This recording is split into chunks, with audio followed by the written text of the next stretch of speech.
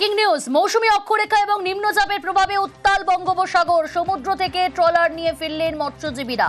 কাকদ্বীপ সহ উপকূলীয় এলাকায় ঝোড়ো হাওয়া বইছে। ফ্রেজারগঞ্জ উপকূল থানার তরফে মৎস্য বন্দরগুলিতে মাইকিং করা হচ্ছে। মৎস্যজীবীদের গভীর সমুদ্রে যেতে বারণ করা হয়েছে। আবহাওয়া ভালো থাকায় গত দুদিন ধরে প্রায় 200 টন ইলিশ নিয়ে এসেছে ট্রলারগুলি। আমাদের মৎস্য দপ্তর থেকে যে ওয়েদার খারাপের একটা নিষেধাজ্ঞা এসেছে, ট্রলারগুলো যাতে না আবার ফিরে আসে, সেই মতো ট্রলারগুলো ফিরেও এসেছে। ওয়েদার খারাপের জন্য ট্রলারগুলো বুঝতেই পেরে আগেই ফিরে আসছে সবাই। আর এটা আমাদের ওয়েদারটা খারাপ থাকবে বলা হয়েছে, 19 তারিখ সকাল অবধি ওয়েদার